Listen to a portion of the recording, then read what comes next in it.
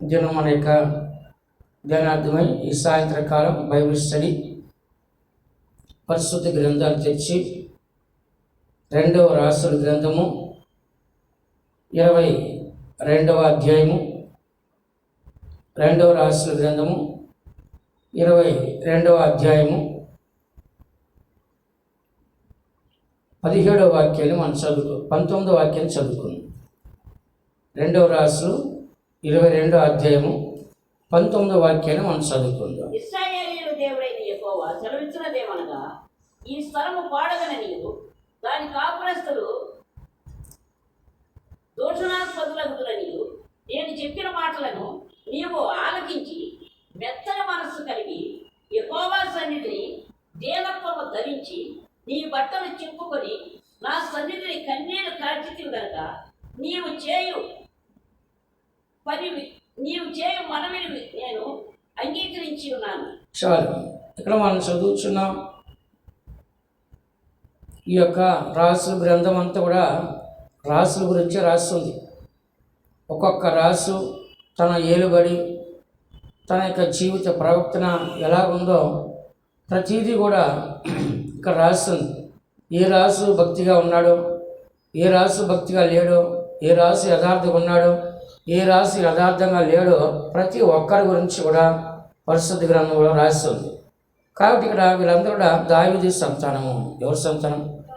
దావీదు యొక్క సంతానం. అయితే ఇక్కడ మనం 19వ వాక్యంలో చదువుతున్నాం. ఇశ్రాయేలు దేవుడైన యెహోవా సెలవిచ్చేది ఏమనగా, ఈ స్థలమును పాడుగనియు దాని కాపురస్తులు దూషణాస్పదులగుదురనియు నేను చెప్పిన మాటలను నీవు ఆలకించి మెత్తని మనస్సు కలిగి యెహోవా సన్నిధిని దీనత్వం ధరించి నీ బట్టలు చింపుకొని నా సన్నిధిని కన్నీళ్లు రాల్చితివి కనుక నీవు చేయు మనవిని నేను అంగీకరించి ఉన్నాను. ఇక్కడ మనం చూసినట్లయితే దేవుడు యొక్క కార్యాలను మనం చూసినప్పుడు యోషియా, ఎవరంట? యోషియా రాసు 8 సంవత్సరాల వయసు గలవాడై 31 సంవత్సరాలు పరిపాలన చేస్తాడు. ఎన్ని సంవత్సరాలు?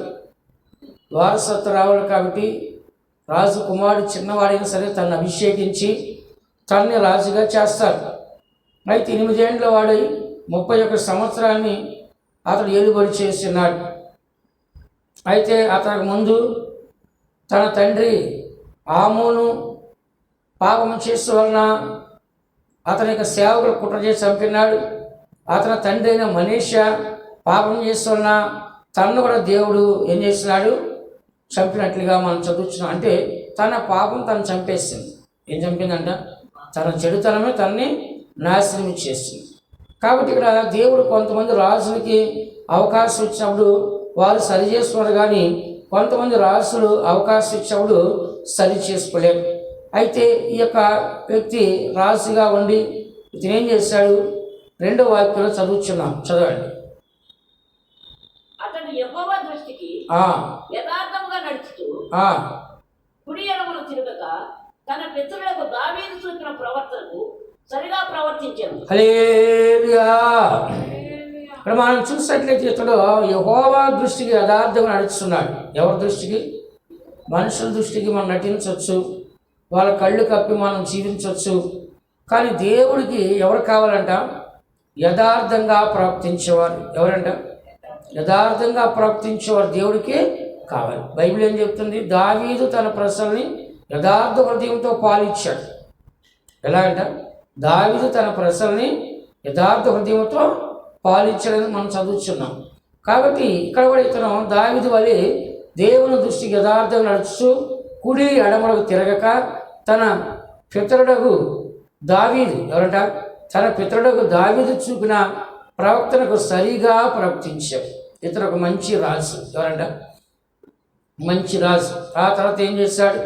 వీళ్ళందరూ కూడా దేవునికి దుర్మార్గంగా ప్రవర్తించి జీవితాలు సరిలేక అనేక విధమైన నష్టాలు కలిగినాయి. కాబట్టి ఇప్పుడు ఏం చేశాడంటే దేవ సన్నిధి ఆసక్తి కలిగి ఇప్పుడు ఏం చేశాడు? ప్రధాన యాజకులు పిలిపించి, శాస్త్రులు పిలిపించి దేవాలయాన్ని బాగు చేయమన్నాడు. దేవాలయాన్ని బాగు చేయని మందిరాన్ని 6 వాక్యంలో దేవుని మందిరాన్ని బాగు చేయమన్నాడు. ఆ తర్వాత అధికారులని దానికి అప్పగించి డబ్బు ఇచ్చాడు రిపేర్ చేయమని. ఆ తర్వాత ధర్మశాస్త్రాన్ని బోధించమని చెప్పాడు. ఇలాగ అన్ని రకాల సేవలు చేయమని మరలా దైవ కార్యాన్ని పూనుకున్నాడు. దైవ ఆసక్తి. ఏ ఆసక్తి? దైవ ఆసక్తి. రాజులు అంటే మీకు తెలుసు, సుఖభోగాలు అనుభవిస్తారు. అనేక స్త్రీలను పెట్టుకొని రాత్రి పగలు ఏం చేస్తారు? సుఖభోగాలు అనుభవిస్తారు. వాళ్ళకి ఏ కష్టమో తెలియదు. కానీ ఇక్కడ దైవ భక్తి గలవారు రాజులు అనేకులు లేకుండా పోయినారు. అయితే ఇక్కడ మనం చదువుతున్న ఈ యోషియా అనే ఆయన మంచి రాజుగా ఉండి దేవుని యొక్క కార్యాలను పూనుకున్నాడు. అప్పుడు దేవుడు ఏం చేస్తాడు? వేరే ఒక ప్రవక్త ద్వారా, ఎవరి ద్వారా అంట? ఒక ప్రవక్త ద్వారా దేవుడు ఏం చేస్తాడు? బయలుపరిచాడు. ఏమని? మిమ్మల్ని అందరం నాశనం చేస్తాను, మీ అందరం కీడు రాబోతుందని దేవుడు ఏం చేశాడు? ప్రవక్తి ద్వారా చెప్పాడు. చెప్పినప్పుడు ఏమైంది? ఆ ప్రవక్తి మాట వాళ్ళు విన్నారు. విని వాళ్ళు ఏం చేశారు? రాజుకి చెప్పారు. చదవండి, 14 వాక్యం రాస్తుంది. కాబట్టి యాజకుడైన హిల్కీయాయును, అతీకాయును, అక్బరును, షాఫానును, ఆషాయిను ప్రవక్తయగు బొగ్గా యొద్దకు వచ్చింది. ఈమె వస్త్రశాలకు అధికారియకు అత్తర్షుకు పుట్టిన తిక్వాకు కుమారుడైన షల్లూములకు భార్య అయి యెరూషలేములో రెండవ భాగమందు కాపురస్తురాలయ్యుండెను. ఈమె ఎద్దకు వారు వచ్చి మాట్లాడగా ఈమె వారితో ఇట్లనెను, మిమ్మును నా ఎద్దకు పంపిన వారితో ఈ మాట తెలియజెప్పడు. యెహోవా సెలవిచ్చినదేమనగా, యోధారాజు చదివించిన గ్రంథంలో వ్రాయబడి ఉన్న వీడంతటిని ఏది విడిచిపెట్టకుండా నేను ఈ స్థలం మీదికి దాని కాపురస్తుల మీదికి రప్పిద్దును. ఇక్కడ చూడండి, ఈ ప్రవక్త చెప్పింది, కీడు ఏది కూడా విడిచిపెట్టకుండా నేను ఈ స్థలం మీదకి దాని కాపురస్తుల మీదకి పంపిస్తాను. ఇతర దేవతలను చేసుకున్నారు, దేవుని కోపం పుట్టించారు, దేవుని కోపం రగులుకుంటుంది, అది ఆరిపోకుండా ఉంది అని మనం చదువుతున్నాం. కాబట్టి ఈ మాటలన్నీ ఎవరు చెప్పారు? యువరాజుకు చెప్పారు. 18వ వాక్యంలో 18వ వాక్యంలో రాజుకు చెప్పినప్పుడు యోధారాజు ఏం చేశాడు? తన మనసంతా మార్చుకున్నాడు. ఏం చేశాడు? ఏం మార్చాడు? నీవు ఆలకించి మెత్తని మనస్సు కలిగి. ఏ మనస్సు అంటారు? దేవుని మాటని మనం ఆలకించడానికి, అంగీకరించడానికి మనకి మెత్తని మనస్సు కావాలి. ఏ మనస్సు అంటారు? దేవుని మాట ఆలకించడానికి, దేవుని మాట అంగీకరించడానికి మనకి ఏ మనసు ఉండాలి? మెత్తని మనసు. కఠిన మనసు మనకుంటే దేవుని మాటను ఆలకించలేం, దేవుని మాటని అంగీకరించలేం, దాన్ని అనుసరించడం కూడా మన వల్ల కాదు. రాజులు వాళ్ళు నిజంగా లోబడాలంటే సాధారణ కార్యము కాదు. ఆ ప్రశ్నలో రాజే దేవుడు, రాజు చెప్పిందే శాస్త్రం, చంపాలంటే చంపాలి. కాబట్టి అలాంటి రాజులు దైవ భయం కలిగి చాలామంది లేరు, కొంతమంది మాత్రమే దైవ భయం కలిగి ఉన్నారు. కాబట్టి ఇతనికి చెప్పినప్పుడు అతను ఏం చేశాడు చెప్పండి? దేవుని మాట ఆలకించి ఏం చేశాడు? మెత్తని మనస్సు కలిగి. మొట్టమొదటి తన మనసును ఏం చేశాడు? మెత్తని మనస్సుగా. గర్వం అనే మనసు, అహంకారం అనే మనసు, ఇవన్నీ కూడా తనలోంచి ఏం చేశాడు? తొలగించుకొని ఏం చేశాడు? తన మనసుని మెత్తగా. బైబిల్ అంటుంది, విరిగి నలిగిన మనస్సు నీకు ఇష్టమైన బలి. ఏ మనస్సు అంట? విరిగి నలగాలి. కాబట్టి ఇక్కడ మెత్తని మనస్సు. యేసువులకు చెప్పాడు, నేను దేన మనస్సు గలవాడిని, సాత్వికుడని చెప్పాడు. కాబట్టి ఇక్కడ ఆ మనస్సులో యేసుప్రభు దీనుడిగా ఉన్నాడు. దీనుడై నీ రాజు గాడిద ఎక్కి వస్తున్నాడు. ఏమొస్తాడు? గుర్రం ఎక్కి రాలా. ఏమెక్కి వచ్చాడు? దాన్ని తగ్గించుకొని వచ్చాడు. తన మనస్సులో ఒక దీనత్వం. అదేనా? దీనుడు భూలోకాన్ని స్వతంత్రించుకుంటారు. కానీ మనం చదువుతున్న వాక్యంలో ఇతను మొట్టమొదటిగా తనలో వచ్చిన మార్పు ఎక్కడ? మనస్సులో. చెప్పండి, మనస్సులో మార్పు వచ్చింది. కాబట్టి మనము దేవుని కార్యాన్ని విన్నప్పుడు, దేవుడు మనల్ని హెచ్చరించినప్పుడు మొట్టమొదటిగా రావాల్సింది మారు మనస్సు రావాలి. ఏం రావాలంటే, యేసు ప్రభు కూడా ఏమని సువార్త ప్రకటించాడు?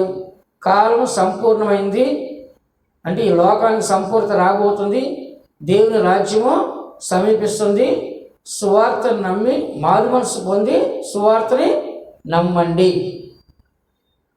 కాబట్టి చెప్పింది ఏంటంటే, దేవుడు మనస్సును మార్చుకోమన్నాడు. కాబట్టి ఇతను ఒక రాజుగా ఉన్నాడు, ఇతను మంచి ప్రవక్త కలిగి ఉన్నాడు. కానీ ఇతను ముందు వాళ్ళు చేసిన పాపాల నిమిత్తం వారికి ఒక నాశనం వస్తుందని ఒక ప్రవక్తి ఆమె హెచ్చరించినప్పుడు ఆ విషయాలు రాజు విన్నప్పుడు ఇతను ఏ తప్పు చేయనప్పటికీ ఇతను మారు మనసు పొందాడు. ఏం చేస్తాడు? ఇతను ఏ తప్పు చేయనప్పటికీ ఏం చేస్తాడు?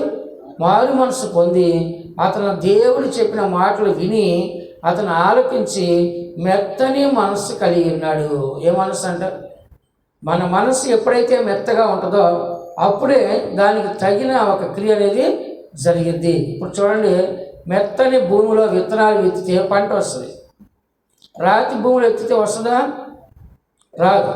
కాబట్టి ఎప్పుడు కూడా మనకి జీవితంలో మెత్తని మనస్సుగా మనము ఉండాలి. కాబట్టి మన మనసులో గర్వించిన వారుగాను అహంకరించిన వారుగాను మన హృదయంలో గర్వించేవారుగా అహంకరించేవారుగా మనం ఉండకుండా మన మనసు ఎల్లప్పుడూ మెత్తని మనస్సు కలిగిన వ్యక్తిగా మనము కనపడాలి. అదే చదువుతున్న వాక్యంలో దేవుని యొక్క సన్నిధిలో ఈ సత్యాన్ని మనం చక్కగా చదువుతున్నాం. ప్రతి మనసులో ఉన్న గర్వము అహంకారం తగ్గాలి. దేవుడు ఒక నాశనం రాబోతుంది, ఒక కీడు రాబోతుందని చెప్పినప్పుడు మనం ఏం తగ్గాలి? గర్వము అహంకారం మనలో తగ్గాలి. ఆ గర్వము అహంకారం తగ్గకపోతే నాశనానికి ముందు అహంకారణ మనస్సు, అదేవిధంగా గర్వము నడుస్తుంది. కాబట్టి మన జీవితంలో దేవుడు నాశనం చేస్తానని హెచ్చరించినప్పుడు మనం దైవభక్తి కలిగి మనం ఏం చేయాలంటే చెడుతనాన్ని మనం విడిచిపెట్టి మన మనస్సుని మెత్తగా మార్చాలి. ఏం మార్చాలంటే మనస్సు ఉంటేనే ఏదన్నా మనం చేస్తాం, మనస్సు లేకపోతే ఏ కార్యము చేయి. కాబట్టి మొట్టమొదటిగా మనిషి అంతట్లో ముఖ్యమైనది ఏంటి? మనస్సు. ఏమంట? మనస్సు. కాబట్టి ఈ మనస్సు మెత్తగా మారినప్పుడే, ఈ మనస్సు తగ్గించుకున్నప్పుడే, ఈ మనస్సు దేవుని మాటకి లోబడినప్పుడే మనం చెడుతనంలో లేనప్పటికీ ఇతరులకు చెడుతనం కోసం మనం తగ్గించుకొని మనం ప్రార్థన చేసేటప్పుడు దేవుడు ఆలకిస్తాడు. ఇతను పాపం చేస్తాడా? చేయలేదు. దావీదులాగా తనకు ముందే ఉన్నారు, ఆమోను ఉన్నాడు. తనకు ముందే ఉన్నారు, మనష్షే ఉన్నాడు. తనకు ముందే ఉన్నారు, హిజ్కియా ఉన్నాడు. కానీ వీళ్ళందరి పేరు చెప్పలా. డైరెక్ట్గా ఎవరి పేరు కాంటాక్ట్ చేశారు? దావీదు వలే ఉన్నాడు. ఎక్కడికంట? ఒక మొదటి వ్యక్తి ఎవరు? దావీదు మహారాజు. దావీదు మహారాజు కంపారిజన్ చేశారు. అదే ఇతను యథార్థంగా నడుస్తున్నాడు, కుడి ఎడమ తిరగకుండా తన పితరుడు దావీదు ఇచ్చుకున్న ప్రవక్తలకు సరిగ్గా ప్రవర్తించినాడు. కాబట్టి ఇతను మొట్టమొదటిగా దేవుని మాట విన్నప్పుడు అతని మనస్సు ఏమైందంట? మెత్తగా మారింది. చెప్పండి అందరూ, మెత్తగా మారింది. అందుకే పౌలు గారు చెప్పారు కొరింథీ సంఘానికి, మీ యొక్క మనస్సు మెత్తగా ఉండాలి, దాని మీద మీరు వాక్యాన్ని రాస్తున్నా ఉన్నాడు. అదే దేవుని యొక్క వాక్యము మనం విని దాని ప్రకారం జీవించాలంటే మన మనస్సు మన హృదయం మెత్తగా ఉండాలి. ఏమన్నాడంట? మన మనస్సు మన హృదయము మెత్తగా మారినప్పుడు మాత్రమే దేవుని మాట మనం అంగీకరించగలము. మనస్సు హృదయం మారకపోతే మెత్తగా మనము కనపడము. 2 కొరింథీ రాసిన పత్రిక 3వ అధ్యాయం 3వ వాక్యం చదవండి. 2 కొరింథీ 3వ అధ్యాయం 3వ వాక్యం. రాతి పలక మీద కానీ సిరాతో కానీ రాయబడక మెత్తని హృదయములను పలకల మీద జీవముగల దేవుని ఆత్మతో మా పరిచయ మూలముగా వ్రాయబడిన క్రీస్తు పత్రిక అయి ఉన్నారని మీరు తేటపరచబడుతున్నారు. హల్లెలూయా. పౌలు గారు అంటున్నాడు, రాతి పలకల మీద మొట్టమొదటి ఆజ్ఞలు దేవుడు ఎక్కడ రాసి ఇచ్చాడు? రాతి పలకలు రాసి ఇచ్చాడు. ఆ తర్వాత మిగతా ప్రవక్తలు అపోస్తులు దేవుడు రాశారు శరాతో చర్మాల మీద పేపర్ల మీద రాసుకుంటూ వచ్చారు. కానీ ఇక్కడ ఏమన్నాడంటే, మేము రాతి పలకలో రాయలేదు, శరాతో మేము రాయలేదు, కానీ మెత్తని హృదయములు అను పలకల మీద జీవం గల దేవుని ఆత్మతో మా వాక్యాన్ని మేము రాసిన్నాం. మీరెవరో? క్రీస్తు యొక్క పత్రిక. కాబట్టి మనం చూసేవాడు మనల్ని ఎవరు ఉండాలి? దేవుని వాక్యము. పత్రిక అంటే ఏంటి? వాక్యం. ఏమంటారు? దేవుని వాక్యమే పత్రిక. మనం ఏమన్నాం? కొరింథీ రాసిన పత్రిక, ఎఫెసీ రాసిన పత్రిక ఇలా అంటున్నాం. అలాగే ఇక్కడ మన యొక్క జీవితమే ఒక పత్రికగా కనపడాలి. మనం చూసినప్పుడే మనం ఒక దైవ వాక్యం కలిగిన ఒక దేవుని బిడ్డగా కనపడాలి. ఈ వ్యక్తి దేవుని మాటలు విని తన మనసు మెత్తగా ఉందని ఎవరు చూశారు? దేవుడు చూశాడు. ఎవరు చూశారంట? దేవుడు, మనుషులు కాదండి. దేవుడే తన మనస్సు మెత్తగా ఉందని దేవుడు చూస్తున్నాడు. నీవు ఆలకించి మెత్తని మనస్సు కలిగి యెహోవా సన్నిధిని దీనత్వం ధరించి, ఏం ధరించి అంటే 2 రాజులు 22 అధ్యాయంలో 19వ వాక్యం మనం చదువుతున్నాం. యెహోవా సన్నిధిని దీనత్వం ధరించి అని మనం చదువుతున్నాం. కాబట్టి మనం ఏం చేయాలంటే దీనత్వాన్ని ధరించుకోవాలి. బైబిల్ ఏముంది? దీన మనస్సు ధరించుకోవడం రాస్తుంది. ఏ మనస్సు అంట? దీన మనస్సు ధరించుకోండి.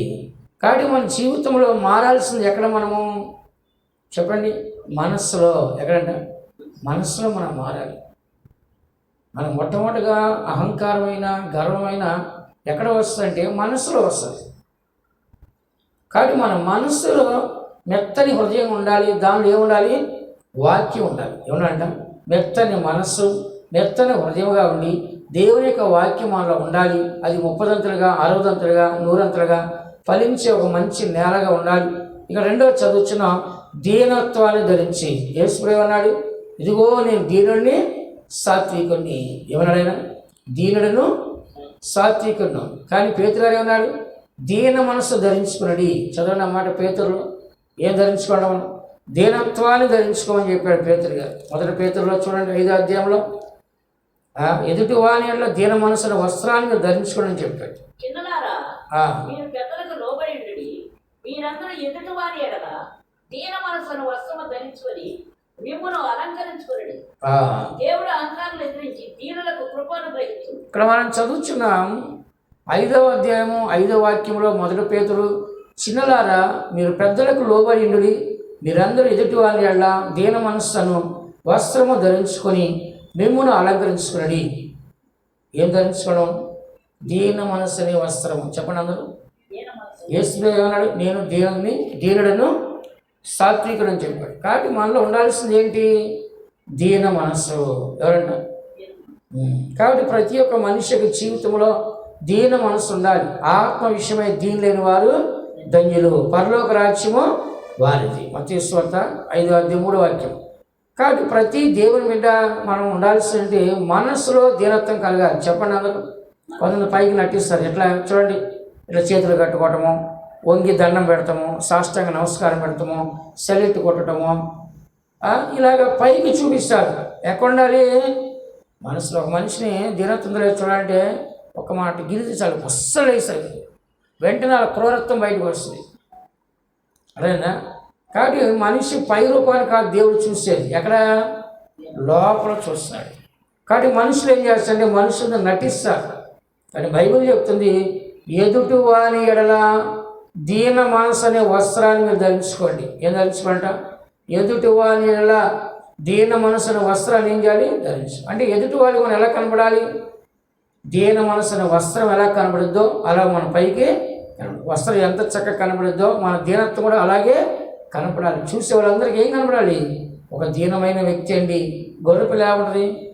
తల కిందకి దించుకొని దీనత్వం. కానీ మేక ఎలా ఉంటుంది? పైకి ఎత్తుకుని ఎప్పుడు ఎవరిని పొడుద్దామా, ఏ కొండ ఎక్కుదామా, ఏ గోడ ఎక్కుదామా, ఏ చెట్టు ఎక్కుదామా చూస్తుంది. కానీ గొర్రె దీనత్వం కలిగి ఉంటుంది, మౌనంగా ఉంటుంది.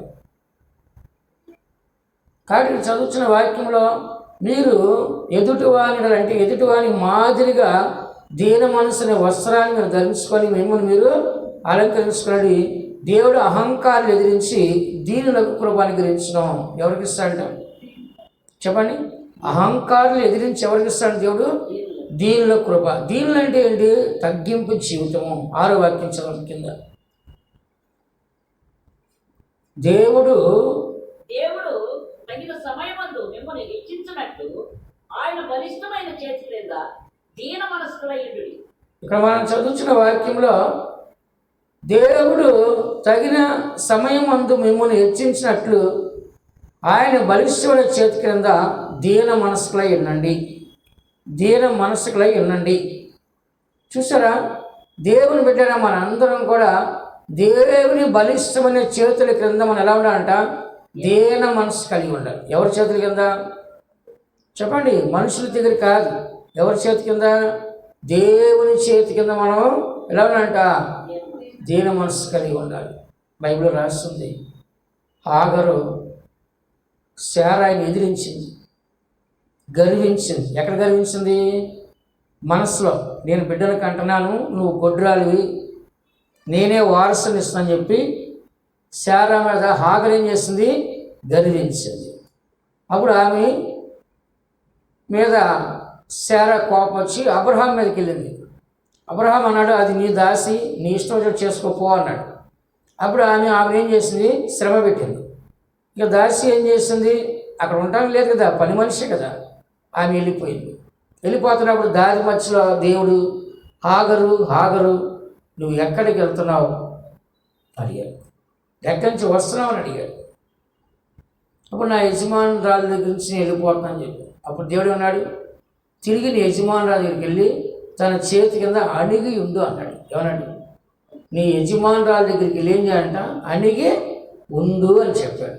కాబట్టి మనం తగ్గించుకుంటే దేవుడు హెచ్చిస్తాడు. నిన్ను ఆశీర్విస్తాను, నీ కుమారుడైన ఇష్మాయిల్ను నేను ఆశీర్విస్తాను దేవుడు వాగ్దానం చేసి శారాయి కుటుంబం కూడా దేవుడు ఏం చేశాడు? ఆశీర్వించాడు. హాగర్ కుటుంబాన్ని దేవుడు ఆశీర్వించాడు. కాబట్టి దేవుని బిడ్డలు మనందరం కూడా దేవుని యొక్క సన్నిధిలో మనము తగ్గించుకొని మనం దేవుడు హెచ్చించే సమయం వరకు కూడా ఆయన బలిష్టమైన చేతుల కింద మనం ఎలా ఉన్నాడంట? దీన మనసు కలిగి ఉండాలి.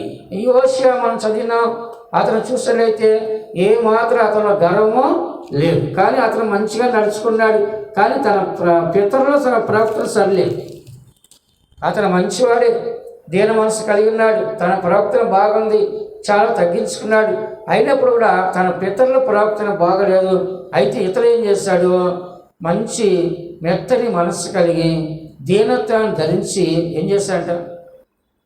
పేతురు చదివా, ఎదుటి వారి ఎడల దీన మనసున వస్త్రాన్ని ధరించుకోండి. కానీ మనం ఎల్లప్పుడూ ఎదుటి వారికి ఎలా ఉండాలి? మనము దీనత్వం కలిగి ధరించుకోవడం మనకు కనపడాలి. అందుకని మనం చదువుతున్న ఈ 2వ రాశి 22వ అధ్యాయం 19వ వాక్యంలో అతను దీనత్వాన్ని ధరించి నీ బట్టలు చింపుకొని నా సన్నిధిని కన్నీళ్లు రాల్చితివి. ఏం చేశాడు? బట్టలు చింపుకొని ఏం చేశాడు? కన్నీళ్లు రాల్చాడు. చూడండి, ఇతను చేసిన పాపమా? కాదు, తన పితరులు చేసిన పాపం. అయినప్పుడు అతను ఏం చేశాడు? తను తాను తగ్గించుకొని మెత్తని మనస్సు కలిగి దీనత్వాన్ని ధరించుకొని అతను ఏం చేశాడంటే దేవుని యొక్క సన్నిధిలో బట్టలు చింపుకున్నాడు. బట్టలు ఎందుకు చింపుకుంటారు? చాలా ఒక మరణం సంభవింటేనే బట్టలు చింపుకుంటారు. ఎవరైనా మీ వ్యక్తి చనిపోయాడు, మీ అమ్మ, మీ నాన్న, నీ భార్య, నీ బిడ్డ చనిపోయాడంటే ఏం చేస్తారు? అందరూ వస్త్రాన్ని చింపుకుంటారు. అది చాలా బాధకరమైన కార్యం. ఏ కార్యం అంటే?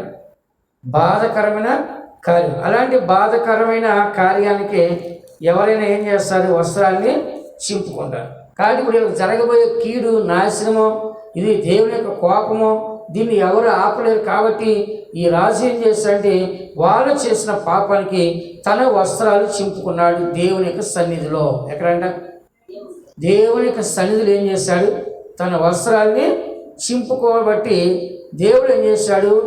నీవు చేయు మనవిని నేను అంగీకరించినాను. హల్లెలూయా. దేవుడు చూడండి, తను చేసిన ప్రార్థన దేవుడు అంగీకరించాడు. కాబట్టి మనం ప్రార్థన చేస్తే కాదు, దేవుడు అంగీకరించాలి.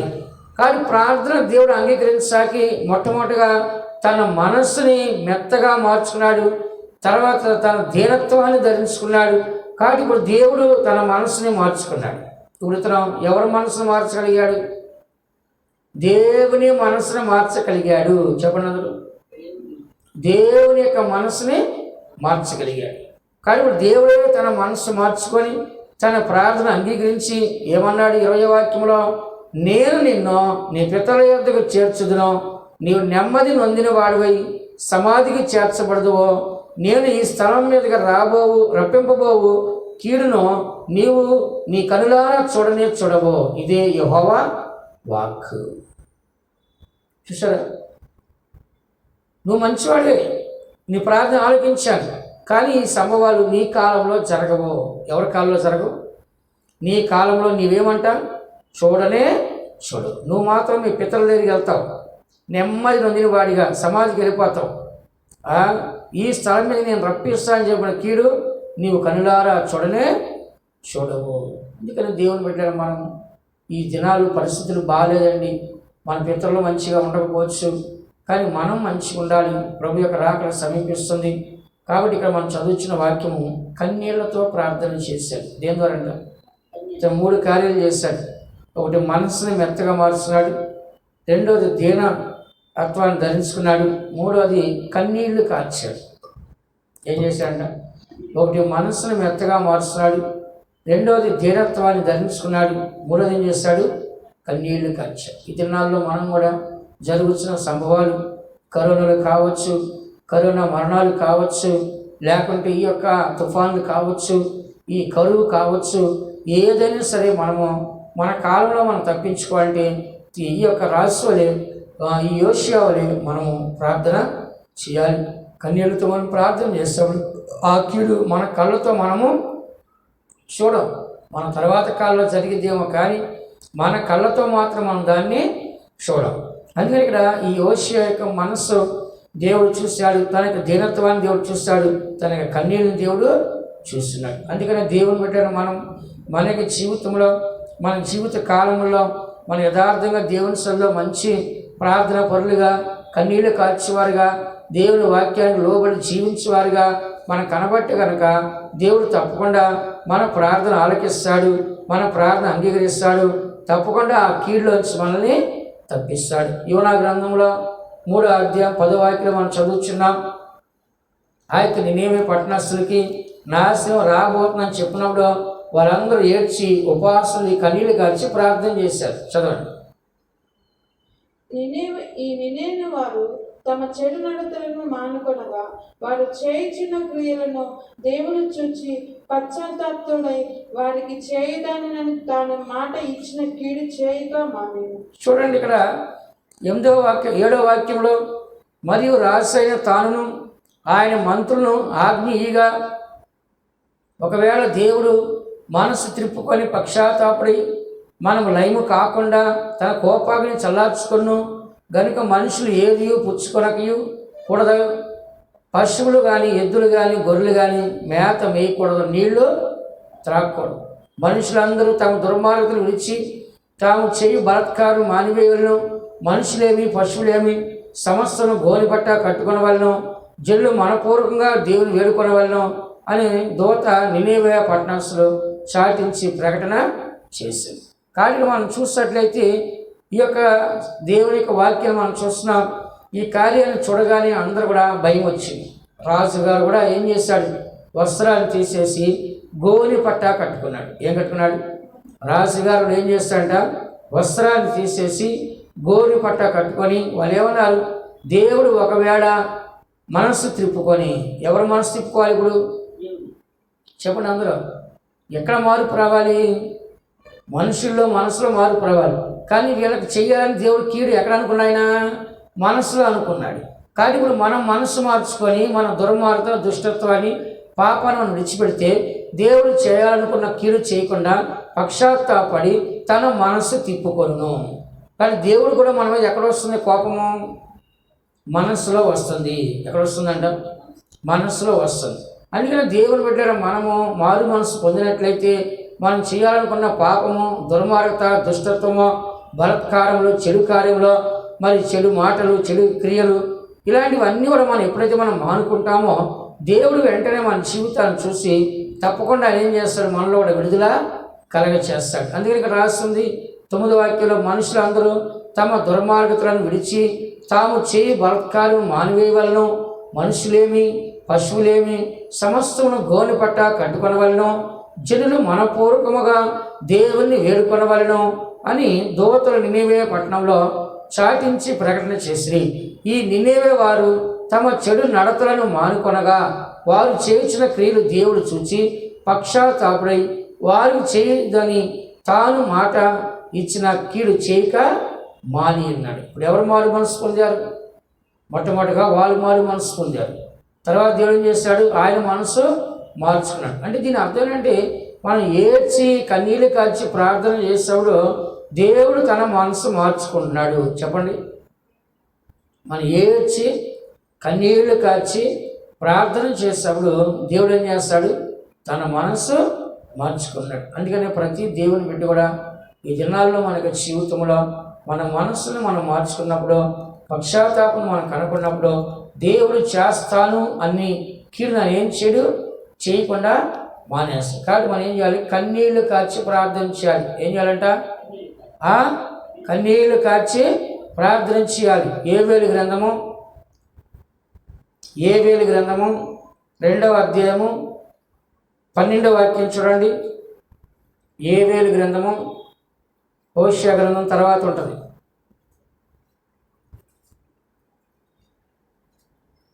2వ అధ్యాయం 12వ వాక్యం. ఇప్పుడైనను మీరు ఉపవాసం ఉండి కన్నీళ్లు విడుచు దుఃఖించుచు మనఃపూర్వకముగా తిరిగి నా ఎద్దకు రండి. ఇక్కడ దేవుడు ఏమన్నాడు? ఇప్పుడుకైనా సరే ఇశ్రాయేలు ప్రజలతో చెప్తున్నాడు, ఇప్పుడుకైనా సరే మీరు ఉపవాసం ఉండి కన్నీరు విడిచుచు దుఃఖించుచు మనఃపూర్వకంగా రండి. అంటే ఎలా రావాలంట? మనసుతో రావాలి. దేవుని సన్నిధికి కన్నీళ్ళు కార్చాలని, చేసిన పాపాలకి దుఃఖపడాలని దేంతో రావాలి? మనం మనస్సుతో రావాలి. అదైనా మనస్సు పూర్తిగా మనపూర్వకముగా మన మనస్సును మార్చుకొని దేవుని సన్నిధికి మనం వచ్చినట్లయితే ఇక్కడ మనకు జరిగేది ఏమంట? దేవుడు ఏమన్నాడు 13వ వాక్యంలో? నీ దేవుడిని యెహోవా కరుణావాత్సల్యం గల వాడును, శాంతమూర్తియు, అత్యంత కృపగలవాడినై ఉండి తాను చేయనుద్దేశించిన కీడును చేయక పశ్చాత్తాపడును గనుక మీ వస్త్రములను కాక మీ హృదయములను చింపుకొని ఆయన తట్టు తిరగండి. ఏం చింపాలంట? హృదయాన్ని, వస్త్రాన్ని కాదు. ఏం చింపాలంట? హృదయాన్ని చింపాలి. కానీ దేవుని బిడ్డ మనలో మార్పు రావాల్సింది అక్కడ హృదయంలో, లేకుంటే మనసులో. ఎక్కడ అంట? ఒకటి హృదయంలో రావాలి, లేకుంటే రెండోది మనసులో రావాలి. కాబట్టి హృదయం ఇష్టపడితేనే మనం చేయగలము, మనసు ఇష్టపడితే మనం చేయగలం. మనసు హృదయం లేకుండా ఏ కార్యాన్ని చేయలేము. కాబట్టి ఇక్కడ చదువుతున్న వాక్యంలో దేవుడు చెప్తున్నాడు, మీరు కన్నీళ్ళు విడిచు దుఃఖించు మనపూర్వకంగా తిరిగి నా యొద్దకి రండి. అందుకని దినాల్లో మనము మన జీవితం ఎన్నో బలహీనతలని, ఎన్నో పాపములని, ఎన్నో చెడు కార్యాలని మనం గర్విస్తున్నాం, అహంకరిస్తున్నాం. ఇతర మనుషుల కంటే మనం బాగున్నామని, ఇతరుల కంటే మనం పరిశుద్ధంగా ఉండాలి, ఇతరుల కంటే మనం గొప్పవారని, ఇతరుల కంటే గొప్ప కార్యాలు చేస్తామని, గొప్ప జీవితం చేస్తామని మనం ఇతరులు మనం విమర్శించే వారికి కనపడుతున్నాం. అది కూడా గొప్ప పాపమే. రైతుందా? ఎప్పుడైతే మనం అతిశయపడుతున్నామో అందరికంటే గొప్పవారని, అది కూడా పెద్ద పాపమే. కానీ ప్రతి మనిషి కూడా చేసిన ప్రతి చిన్న తప్పు కూడా ఏం చేయాలి? కన్నీళ్లు కార్చి ప్రార్థించాలి. ప్రతి ఒక్క చిన్న తప్పు కూడా ఏం చేయాలంట? కన్నీళ్లు కార్చి పశ్చాత్తాపడాలి. ఎక్కడ మార్చుకోవాలి? మనస్సు మార్చుకోవాలి, హృదయాన్ని మార్చుకోవాలి. ఇష్టపూర్తిగా, మనస్సు పూర్తిగా దేవుని సన్నిధికి మనం వచ్చినట్లయితే దేవుడు మన ప్రార్థన ఆలకిస్తున్నాడు. అందుకని ప్రతి మనిషికి జీవితంలో ఈ కన్నీటి ప్రార్థన చాలా అవసరము. చెప్పడానికి ఏ అవసరం అంటే మనకి కన్నీటి ప్రార్థన చాలా అవసరం. కన్నీళ్లతో ఎప్పుడైతే దేవుని సన్నిధికి వస్తున్నామో దేవుడు మన జీవితంలో గొప్ప కార్యాలు ఆయన చేయడానికి సిద్ధంగా ఉన్నాడు. కానీ కన్నీళ్ళు లేకపోతే కనుక దేవుడు మన జీవితంలో గొప్ప కార్యాలు చేయడు. కాబట్టి ప్రతి మనిషి కూడా ఒక మంచి మార్పు వస్తే దేవుడు మన కన్నీళ్ళను చూస్తున్నాడు, మన కన్నీళ్ళలో ఉన్న ఆ పక్షతాపాన్ని చూస్తున్నాడు, ఆ వేదన చూస్తున్నాడు, ఆ దుఃఖాన్ని చూస్తాడు, మన మారు మనసు చూస్తున్నాడు, మెత్తని హృదయాన్ని, దీన మనసును చూసి దేవుడు కూడా తన మనసు మార్చుకొని చేస్తాను అని చెప్పిన కీడు ఆయన చేయకుండా ఏం చేస్తున్నాడు? మానేస్తాడు. అని లేదంటే రాసులు ఎంతో గొప్ప వ్యక్తులే, కానీ వాళ్ళ జీవితాల్లో ఒక మార్పు లేదు. కానీ వాళ్ళ జీవితాల్లో మార్పు ఎలా వస్తుందంటే కన్నీళ్లు కార్చి ప్రార్థన చేసినప్పుడు వాళ్ళ జీవితాల మార్పులు వచ్చినాయి. అలాగే మనిషి కూడా చేసిన ప్రతి పాపాన్ని కూడా మనం ఏం చేయాలి? కన్నీళ్లు కార్చాలి. అదే ఇతరులు మనం మోసం చేస్తే మనం కన్నీళ్లు కారుస్తాం, ఇతరులు మనం తిడితే మనం కన్నీళ్లు కారుస్తాం, ఇతరులు మనం కొడితే కన్నీళ్లు కారుస్తుంటాం, కానీ ఇతరులు నాశనం అయిపోయిన చెప్పి కన్నీళ్ళు కూడా కారుస్తుంటారు. నేను కన్నీళ్ళు కార్చి ప్రార్థన చేస్తే దేవుడు ఏదైనా చేస్తాడు. నేను కన్నీళ్ళు కార్చి ప్రార్థన చేస్తే దేవుడు నా ప్రార్థన వింటాడు. నేను కన్నీళ్ళు కార్చి ప్రార్థన చేస్తే వాళ్ళు లేకుండానే పోతారు. దేవుడు నాశనం చేయడానిక కన్నీళ్ళు కార్చుకోండి, నాశనం తప్పించుకోవడానికి. దేనికంట? నాశనం నుంచి తప్పించుకోవడానికి దేవుడు ఏం చెప్పాడు? కన్నీళ్ళు కార్చండి అని చెప్పాడు. అందుకని దినాల్లో మన అందరం కూడా ఒక రాజు ఎంత గొప్ప అధికారం గలవాడు, ఎన్ని లక్షల ప్రశ్నలకు ఆయన రాసి అయినాడు.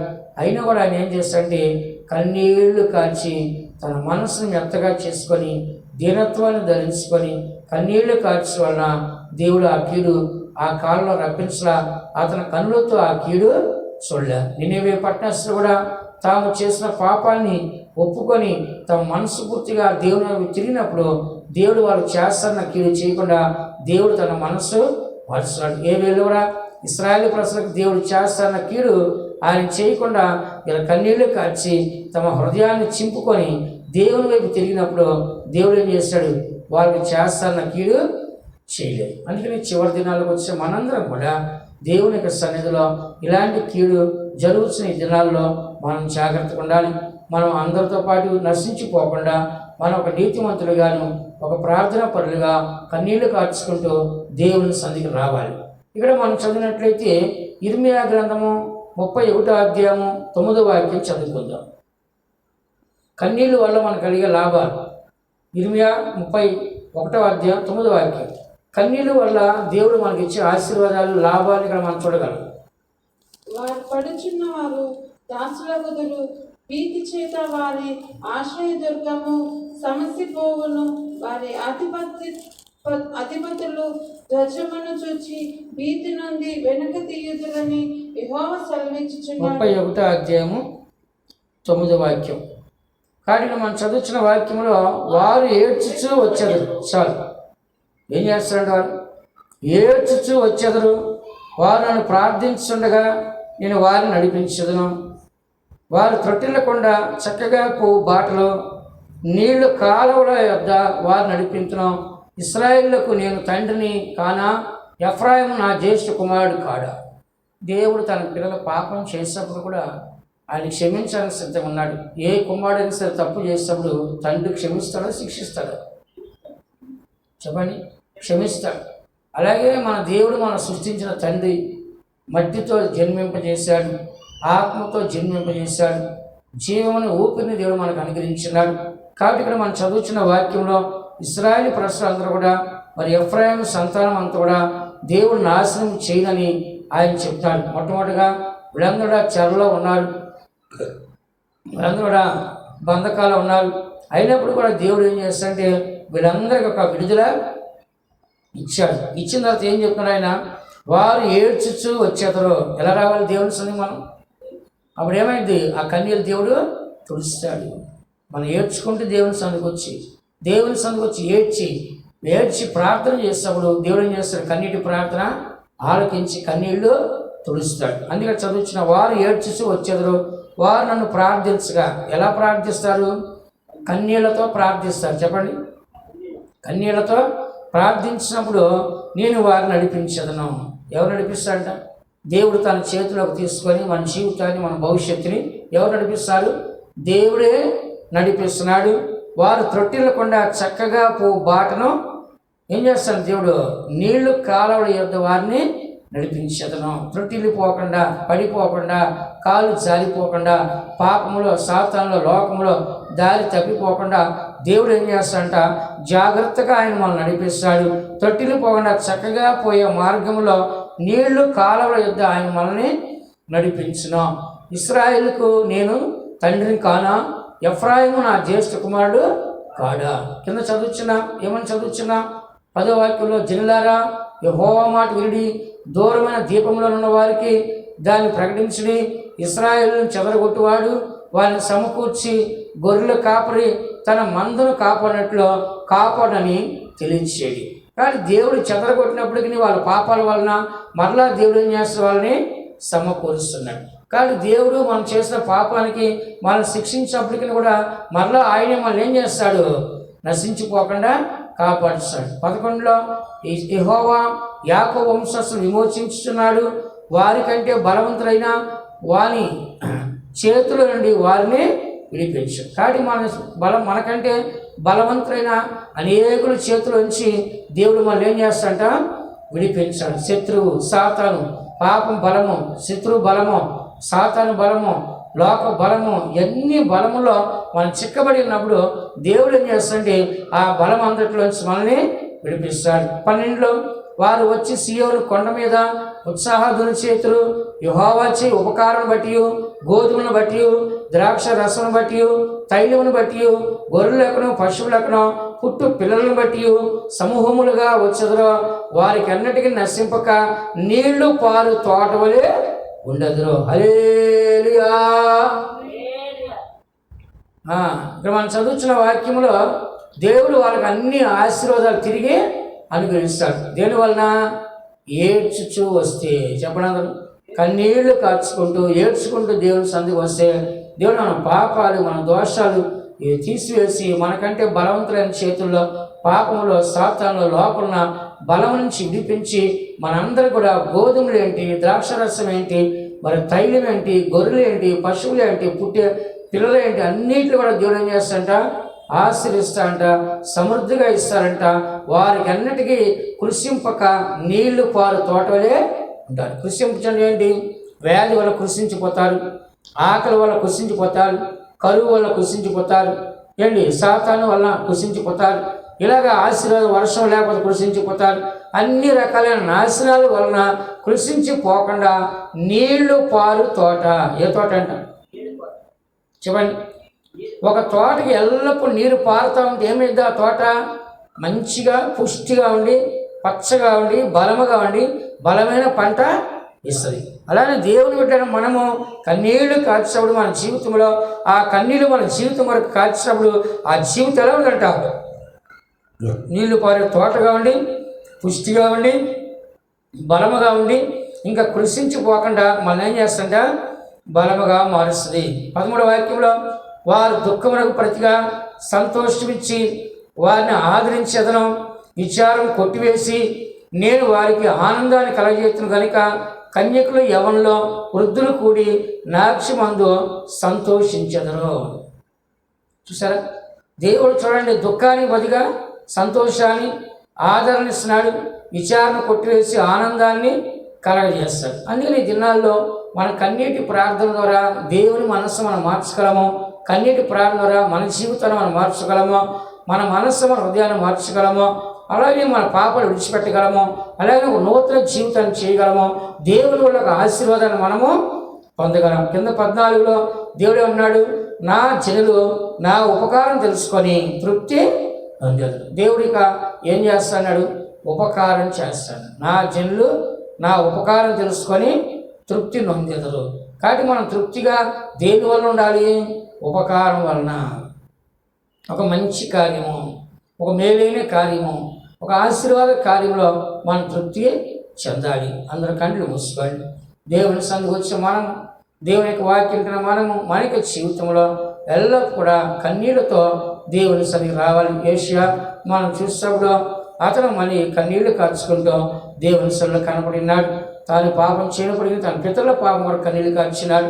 ఇనేవే పట్టణస్ కూడా కన్నీళ్లు కార్చి పక్షాత్తపడి మనసు తిప్పుకొని వచ్చినారు. అలా ఏ వేలో ఇశ్రాయేలు ప్రజలు కూడా అదేవిధంగా మనపూర్వకంగా దేవుని వద్దకు వచ్చినారు. అప్పుడు దేవుడు చేస్తున్న కీడు వాళ్ళకి చేయలేరు. అలాగే ఇక్కడ చదువుతున్నాం, ఇశ్రాయేలు ప్రజలు కూడా దేవుడు ఆ ఎఫ్రాయిం కుటుంబాన్ని ఆ వంశాన్ని ఆశ్రయిస్తూ అంటున్నాడు. వారు కన్నీళ్లు కార్చుకుంటూ ప్రార్థించుకుంటూ వస్తే చక్కగా వాళ్ళు నడిపిస్తాడు. త్రొట్టిని పోకుండా నీరు పారు ఆ తోటగా నేను మారుస్తానని దేవుడు వాగ్దానం చేస్తాడు. సకల ఆశీర్వాదాలు వాగ్దానం చేస్తాడు. ఈ చివరి దినాలు వచ్చే మనము కూడా మన జీవితంలో కన్నీళ్ళతో మనం ప్రార్థన చేయాలి. ఎప్పుడైతే కన్నీళ్ళతో మనం ప్రార్థన చేస్తున్నామో అప్పుడు మనము సంతోషముగా పంట కోయగలము, సంతోషమైన ఆశీర్వాదం మనం అనుభవించగలము. ఇలాగ రాసులు కానీ ఇశ్రాయేలు ప్రజలు కానీ ఎంతో తగ్గించుకొని దేవుని కోపాన్ని చల్లార్చి దేవుని మనసును మార్చి వాళ్ళ మనసు మార్చాలి. ఈ దినాన్ని మన మనసు మార్చుకొని తగ్గించుకొని మన పాప నడిచిపెట్టి దేవుని మనసును మార్చి ఆ కీడు మనకు రాకుండా మేలు పొందటకును కన్నీటితో ప్రార్థన చేసి మనం త్రొట్టిని పోకుండా దేవుని చేత నడిపించబడకు దేవుడు మనకు సహాయించిన గాక, దేవుడు మనల్ని ఆశీర్వదించిన గాక.